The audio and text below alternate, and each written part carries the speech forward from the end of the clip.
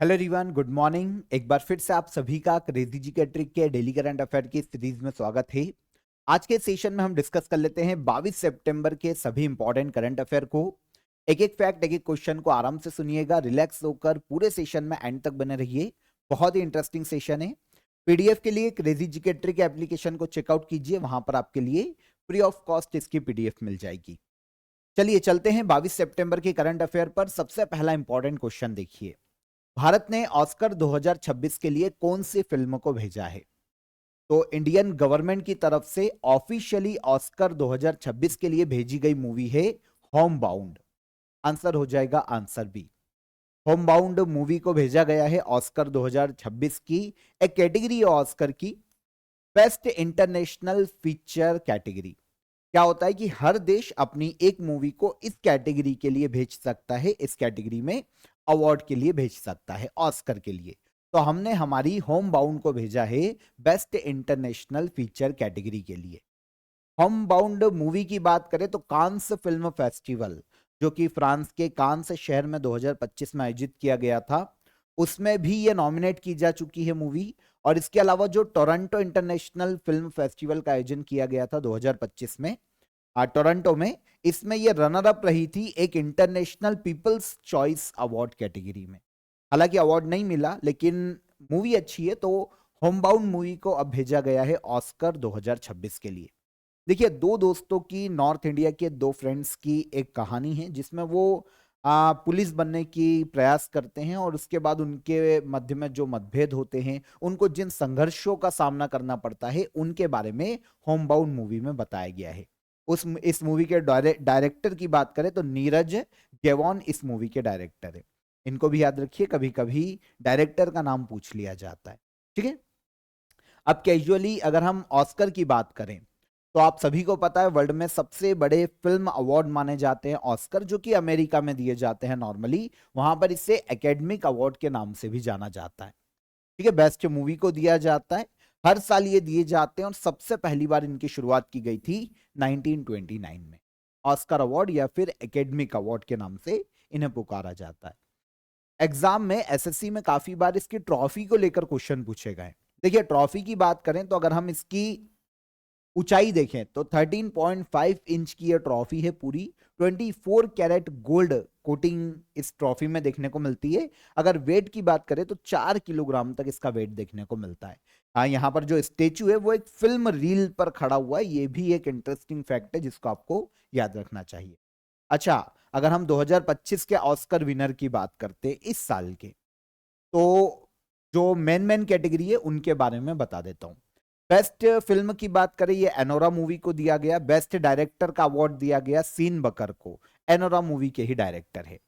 Best actor का award दिया गया एड्रिन ब्रॉडी को, द ब्रूटलिस्ट मूवी के लिए। बेस्ट एक्ट्रेस है माइकी मैडिसन, एनोरा मूवी की एक्ट्रेस है। बेस्ट एनिमेटेड फीचर फिल्म का अवार्ड दिया गया फ्लो मूवी को। और बेस्ट इंटरनेशनल फीचर फिल्म का अवार्ड दिया गया आई एम स्टिल हियर, जो कि एक ब्राजीलियन मूवी। ओके, तो ये कुछ अदर कैटेगरीज है जिनको आपको याद रखना चाहिए 2025 के ऑस्कर से। अगर क्वेश्चन आता है तो यहीं से पूछा जाएगा। आगे बढ़ते हैं। 100 T20 इंटरनेशनल विकेट लेने वाले पहले भारतीय गेंदबाज कौन बने हैं? ऐसे इंडियन बॉलर जिन्होंने T20 इंटरनेशनल मैचों में 100 विकेट पूरे किए और पहले इंडियन बॉलर बने, तो ये हो जाएंगे अर्शदीप सिंह। आपको पता होगा, अभी आप अगर मैच देखते तो अभी एशिया कप चल रहा है 2025 में, तो अभी एशिया कप में इंडिया वर्सेस ओमान का जो मैच हुआ था उसमें अर्शदीप सिंह ने अपना 100वां इंटरनेशनल T20 विकेट पूरा किया। तो इसको मिलाकर 64 मैचेस में ही 100 विकेट लिए हैं अर्शदीप सिंह ने, पहले इंडियन जिन्होंने T20 इंटरनेशनल मैचों में 100 विकेट पूरे किए हैं। ओके, तो अर्शदीप सिंह बहुत ही फेमस बॉलर है, आपको पता ही होगा इनके बारे में। अब ये 25 बॉलर की लिस्ट में शामिल हो गए हैं वर्ल्ड के जिन्होंने T20 इंटरनेशनल मैचों में 100 विकेट लिए हैं पूरे वर्ल्ड में। इंडिया में ऐसा करने वाले पहले व्यक्ति। अगर हम क्रिकेट के तीनों फॉर्मेट की बात करते तो टेस्ट क्रिकेट में सबसे पहली बार 100 इंटरनेशनल विकेट लेने वाले विनो मनकड़, है ना, ये थे। 32 टेस्ट इन्होंने खेले थे और 100 विकेट पूरे किए थे। पुराने हमारे एक्स प्लेयर हैं। इसके अलावा अगर हम ओडीआई की बात करते हैं, वनडे की, तो कपिल देव ने 77 वनडे मैचों में अपने 100 विकेट पूरे किए थे। और फिर अर्शदीप सिंह पहले ऐसे इंडियन हो जाते हैं जिन्होंने T20 में 100 विकेट पूरे किए। तो ये पहले ऐसे इंडियन है। अर्शदीप सिंह मध्य प्रदेश राज्य से बिलोंग करते हैं। यहां पर एशिया कप के बारे में भी कैजुअली अगर हम बात करते हैं तो सितंबर मंथ में आयोजित किया जा रहा है, 28 सितंबर तक चलेगा। 8 टीमें यहां पर पार्टिसिपेट कर रही है। यूएई इसको होस्ट कर रहा है। 2 साल में एक बार आयोजित किया जाता है Asia cup. Organise Asian cricket council करवाता है और 1984 में इसकी शुरुआत की गई थी पहली बार, एशिया कप 2025। देखिए 2 साल में एक बार होता है। तो लास्ट एडिशन, ये तो अभी 2025 का एडिशन है, लास्ट एडिशन 2023 में आयोजित किया गया था। इसको तब होस्ट किया था पाकिस्तान और श्रीलंका ने। यहां पर इंडिया विनर रहा था और हमने फाइनल में श्रीलंका को हराकर ये खिताब जीता, एशिया कप 2023। और अब 2025 का आयोजन किया जा रहा है यूएई। ठीक है, आप सभी को ऑफर ऑफ द डे बता देता हूं। दिल्ली पुलिस कांस्टेबल के लिए आप स्टडी मटेरियल को ज्वाइन कर सकते हैं। बाइलिंगुअल ई बुक मिल जाएगी आपको। जितने भी आपके सब्जेक्ट दिल्ली पुलिस कांस्टेबल में पूछे जाते हैं, जैसे maths, reasoning, science, computer, GK, GS, इन सभी की आपको ई बुक मिल जाएगी बाइलिंगुअल। तो डिस्क्रिप्शन में मैंने आपको इसकी लिंक दी है, काफी अफोर्डेबल प्राइस में, लास्ट टाइम रिवीजन के लिए ये आपको बहुत ही हेल्प करेगी। डिस्क्रिप्शन में लिंक है, वहां पर जाकर आप इसे डायरेक्ट अवेल कर सकते हैं। कोई भी हर्डल आता है तो हेल्पलाइन नंबर आपके लिए रहता है, डिस्क्रिप्शन में भी मिल जाएगा। इस पर आप कॉल कर लीजिए, व्हाट्सअप कर दीजिए, हमारी टीम आपकी मदद कर देगी। अगले क्वेश्चन पर आते हैं। State of global water resources 2025 report किसके द्वारा जारी की गई है? देखिए इस रिपोर्ट में कोई इंडेक्स नहीं है, समझिएगा, रैंक नहीं दी जाती है, कुछ कैजुअली डेटा को शेयर किया जाता है। मतलब इन्वायरमेंट से रिलेटेड डेटा है ना। वर्ल्ड के ग्लोबल वाटर जो रिसोर्सेस है, उनसे रिलेटेड जो फ्रेश वाटर हमारे पास अवेलेबल है, उनके बारे में ये डेटा शेयर करता है। तो state of global water resources 2025 report, इसको जारी करने का श्रेय दिया जाता है वर्ल्ड मेट्रोलॉजिकल ऑर्गेनाइजेशन को। ठीक है, तो WMO इस रिपोर्ट को जारी करता है, हर साल जारी करता है। दुनिया में फ्रेश वाटर या वाटर कितना अवेलेबल है, इनके बारे में एनालिसिस करता है और अपनी रिपोर्ट वर्ल्ड के सामने रखता है, ताकि हम इसको बचाने के लिए प्रयास कर पाए, हम मतलब पूरा वर्ल्ड। अब देखिए इस रिपोर्ट में 2025 की जो वाटर रिसोर्स रिपोर्ट आई है, global state of global water resources report, इसमें जो डेटा वर्ल्ड के बारे में इन्होंने बताया है, कुछ चीजें हम देख लेते हैं। पूछा नहीं जाएगा वैसे, पर कैजुअल इंफॉर्मेशन के लिए काम आएगा। 2024 का जो साल है ना, 175 साल में सबसे गर्म रहा है, ये कहा है अपनी इस रिपोर्ट में WMO ने। ठीक है, इसके अलावा ग्लोबल टेम्परेचर 1.55 डिग्री सेल्सियस तक पहुंच गया है। हमारा पूरे वर्ल्ड का जो टारगेट है ना, वो 1.5 डिग्री सेल्सियस तक इसको रखने का है, पर हम अभी तो नहीं रख पाए हैं, पर ये बढ़ गया है। पूरे वर्ल्ड का टारगेट है कि हम जो ग्लोबल टेम्परेचर है, औसत 1.5 डिग्री सेल्सियस से नीचे रख पाए। ठीक है, अल नीनो प्रभाव जो होता है, उसके कारण कुछ एरियाज ऐसे हैं जो कि सूखे की चपेट में आए हैं, जैसे north south America, Amazon basin, काफी सारे एरिया। और कुछ क्षेत्र ऐसे भी हैं जहां पर औसत से ज्यादा बारिश हुई है, जैसे पाकिस्तान, नॉर्दर्न इंडिया, यहां पर नॉर्मल से ज्यादा बारिश हुई।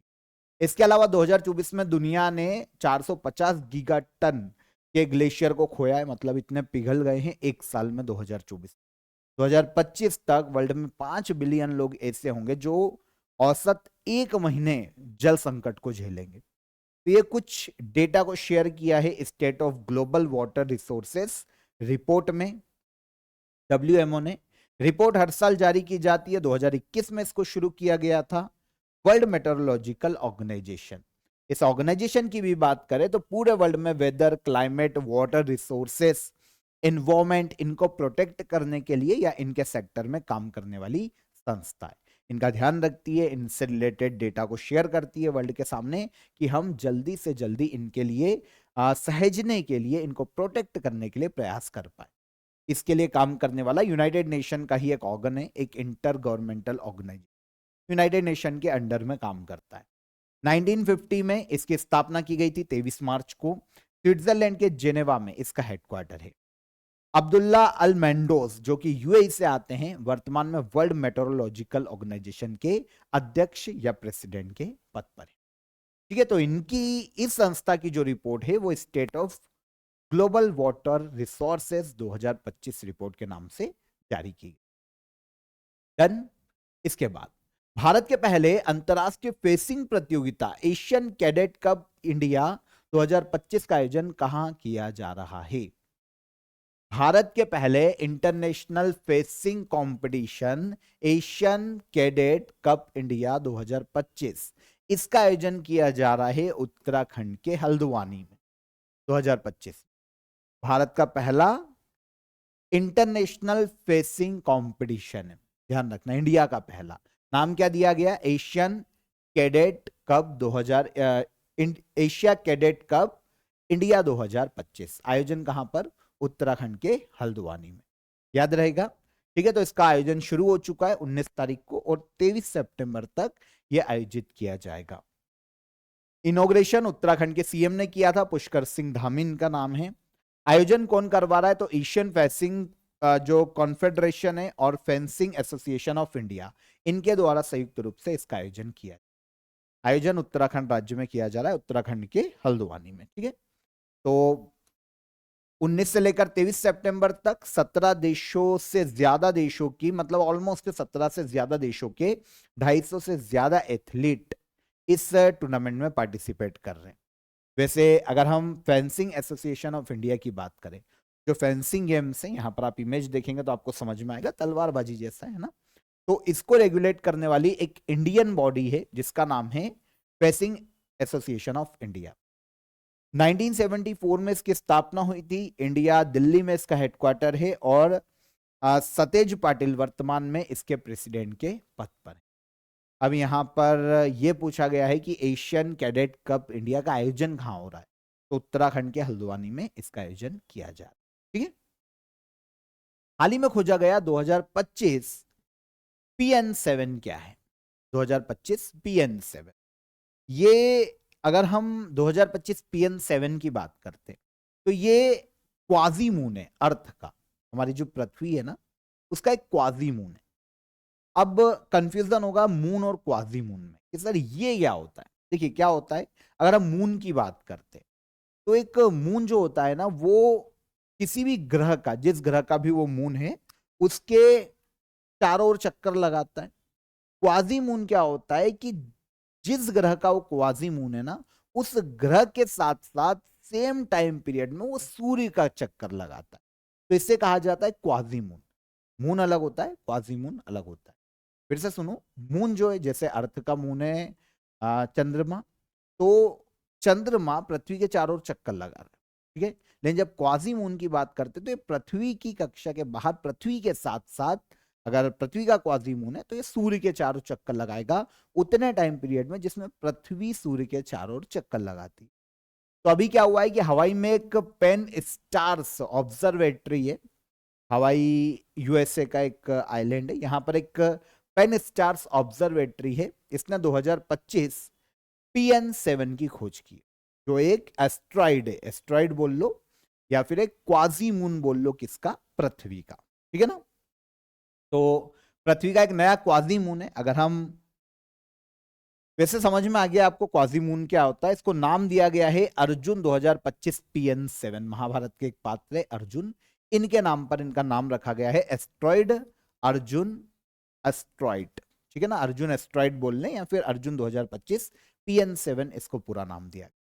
तो ठीक है, क्वाजी मून समझ में आ गया हमको कि क्वाजी मून क्या होता है, और यहां पर ये क्लियर हो जाता है। इसके बाद अगर हम इसकी ये देखते हैं कि भाई परिधि कितनी है, कितना बड़ा है क्वाजी मून, तो ये ऑलमोस्ट 19 मीटर चौड़ा है और इसके अलावा हाई पावरफुल टेलीस्कोप से ही इसे देखा जा सकता। अर्थ के अब तक 8 क्वाजी मून को खोजा जा चुका, और ये जो नया क्वाजी मून खोजा गया है, ये 60 साल से अर्थ के साथ सन के राउंड राउंड घूम। ठीक है ना, नॉर्मली क्या होता है, जो क्वाजी मून होते हैं ना, वो एक टाइम पीरियड तक ही चक्कर लगाते हैं सन के। ऐसा नहीं है कि जब तक पृथ्वी रहेगी ये चक्कर लगाएंगे, नहीं।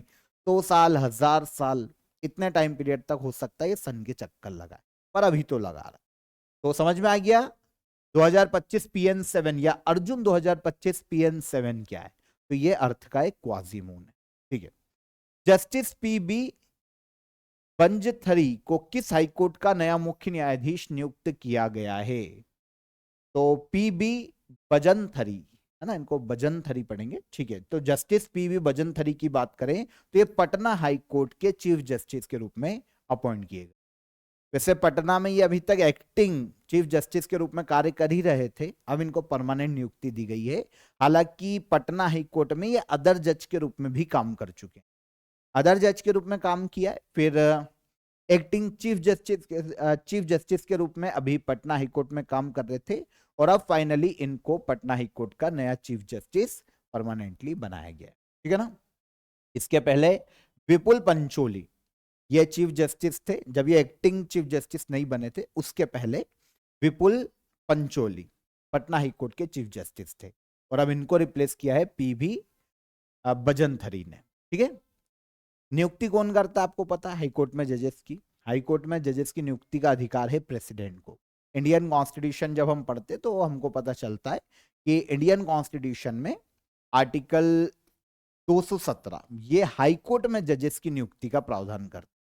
तो हाईकोर्ट में चीफ जस्टिस और अदर जजेस की नियुक्ति का अधिकार भारत के प्रेसिडेंट को है। ठीक है। कॉलेजियम नाम भेजता है और प्रेसिडेंट फिर नियुक्ति करता है।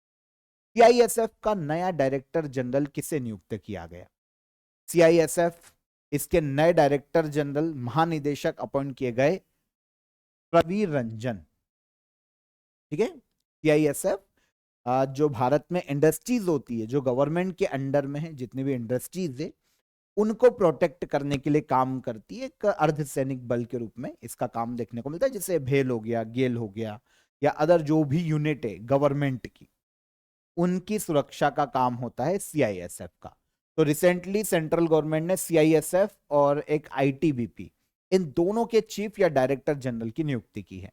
पहले हम सीआईएसएफ की बात करें तो इसके डायरेक्टर जनरल प्रवीर रंजन को नियुक्त किया गया। इनके पहले राजविंदर सिंह भाटी डायरेक्टर जनरल थे, लेकिन इनको रिप्लेस कर दिया है अब प्रवीर रंजन ने। ये 2029 तक अपने पद को होल्ड करेंगे। आईटीबीपी की बात करें, जो इंडो चाइना जो बाउंड्री है ना, बॉर्डर्स, उनको प्रोटेक्ट करने के लिए जिम्मेदार है। तो आईटीबीपी के डायरेक्टर जनरल बने हैं प्रवीण कुमार। इन्होंने रिप्लेस किया है राहुल रजगोत्रा को, और इनको रिप्लेस करके अब प्रवीण कुमार 2030 तक, सितंबर 2030 तक आईटीबीपी के डायरेक्टर जनरल का पद होल्ड करेंगे। ठीक है। तो कैजुअली तो मैंने आपको बता दिया है कि दोनों संस्थाएं क्या है। अगर सीआईएसएफ की बात करें तो सेंट्रल इंडस्ट्रियल सिक्योरिटी फोर्स के नाम से इसे जाना जाता है। देखो नाम में क्या आ रहा है, इंडस्ट्रियल सिक्योरिटी।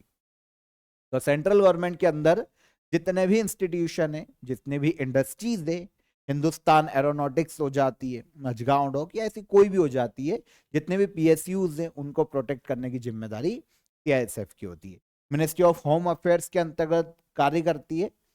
10 मार्च 1969 को इसकी स्थापना हुई है। हेडक्वार्टर नई दिल्ली इंडिया में है, और डायरेक्टर जनरल बने हैं प्रवीर रंजन। आपको बताइए एक एक्ट के माध्यम से स्थापित हुआ है, जिसके लिए central industrial security force act लाया गया था 1968, और इसके माध्यम से सीआईएसएफ की स्थापना की गई 1969 में। आईटीबीपी इंडो चाइना बॉर्डर की रक्षा के लिए काम करती है। 1962 में इंडो चाइना युद्ध के बाद इसकी स्थापना की गई थी, यह भी मिनिस्ट्री ऑफ होम अफेयर्स के अंतर्गत, और इसके director general Praveen Kumar. Done. रक्षा मंत्री राजनाथ सिंह अफ्रीका में भारत के पहले रक्षा निर्यात संयंत्र का इनॉग्रेशन कहां करेंगे? तो भारत के जो हमारे डिफेंस मिनिस्टर राजनाथ सिंह, ये अभी अफ्रीका में एक देश की यात्रा पर है, और ये देश है मोरक्को। अफ्रीकी देश, अफ्रीका के उत्तर पश्चिम में देखने को मिलता है मोरक्को।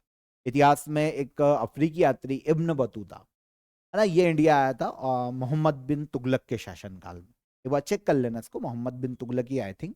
तो मोहम्मद बिन तुगलक के शासनकाल में मोरक्को निवासी इब्न बतूता भी इंडिया आया था। तो अभी भारत के defence minister Rajnath Singh Morocco की यात्रा पर है। यहां पर इन्होंने भारत के पहले रक्षा निर्माण संयंत्र का इनॉग्रेशन किया। इंडिया के पहले रक्षा निर्यात संयंत्र अफ्रीकी किसी देश में, कहां पर, मोरक्को। ठीक है, आज जा रहे हैं ये, तो अब करेंगे इनोग्रेशन। ठीक है, इनकी 2-3 दिन की यात्रा है, 22-23 सितंबर को। तो इसी विजिट में भारत के पहले विदेशी डिफेंस मैन्युफैक्चरिंग फैसिलिटी का ये इनोग्रेशन करेंगे। अच्छा, होती क्या है, ये भी एक क्वेश्चन है कि भाई डिफेंस मैन्युफैक्चरिंग फैसिलिटी इंडिया की पहली अफ्रीका में। यहां पर जो डिफेंस जितने भी इक्विपमेंट होते हैं वो बनाए जाएंगे। टैंक हो गया, गन हो गई, है ना, या फिर जो भी अदर चीजें होती है जितनी भी चाहिए, उन सब का यहाँ पर निर्माण किया जाएगा। तो ये जो फैसिलिटी है ये मोरक्को में बनाई जा रही है। मोरक्को का एक शहर है पर्टिकुलरली जहां पर इसका निर्माण किया जा रहा है। इंडिया की एक कंपनी और मोरक्को की एक कंपनी, इंडिया की टाटा एडवांस सिस्टम लिमिटेड और मोरक्को की मोरक्को रॉयल आर्म्ड फोर्स, इनके द्वारा इसे बनाया जा रहा है। शुरुआत में यहां पर जो भी आर्मी के लिए इक्विपमेंट बनेंगे, जितने भी हथियार बनेंगे, जो भी चीजें बनेगी, मोरक्कन आर्मी के लिए बनाई जाएगी। ओके, जो आर्म्ड व्हीकल्स बनाए जाएंगे, असेंबल किए जाएंगे, कुछ भी बनाया जाएगा, तो वो अभी मोरक्को आर्मी को सप्लाई किया जाएगा। लेकिन इन फ्यूचर अफ्रीकी देशों में हमारी प्रेजेंस बढ़ेगी, हमारे जो डिफेंस इक्विपमेंट है, इंडिया के जो हथियार है, उनकी डिमांड बढ़ेगी। इससे क्या होगा, हमारा डिफेंस एक्सपोर्ट को बढ़ावा मिलेगा। तो काफी सारे इसके फायदे, ठीक है ना। फ्यूचर में प्रोडक्शन को बढ़ाकर पूरे अफ्रीका में से फैलाने का भी लक्ष्य। तो मोरक्को में बनाया जा रहा है इंडिया का पहला विदेशी डिफेंस मैन्युफैक्चरिंग फैसिलिटी। इसका इनोग्रेशन करेंगे राजनाथ सिंह। तो काफी सारे फायदे यहां पर मैंने आपको बताए। भारत का डिफेंस एक्सपोर्ट को 2025 तक हम 5 बिलियन बनाने का लक्ष्य जो हमारा, वो एंड तक हम पूरा कर पाएंगे। मोरक्को अफ्रीकी देश है, राबाट इसकी कैपिटल है, मोरक्कन दिरहम यहां पर ऑफिशियल करेंसी है, और अजीज अखनौच यहां के पीएम के पद पर है।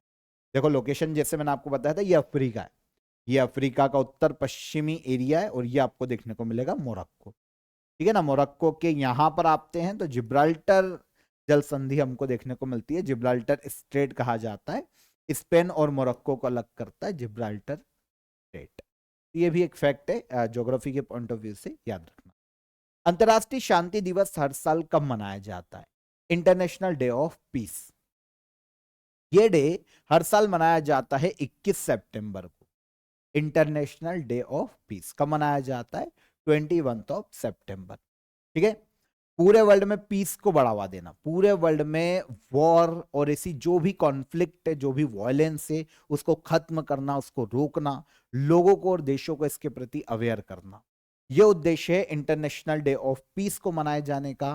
हर साल 21 सितंबर को यह डे मनाया जाता है। ठीक है, यूनाइटेड नेशन ने 1981 में इसे हालांकि अनाउंस किया था, लेकिन यह पहली बार 21 सितंबर 1982 को मनाया गया। तो 1982 से 21 सितंबर को यह हर साल मनाया जा रहा है। 2025 में act now for a peaceful world, international day of peace, अंतरराष्ट्रीय शांति दिवस की थीम है। ठीक है, 1982 से यह शुरू किया गया।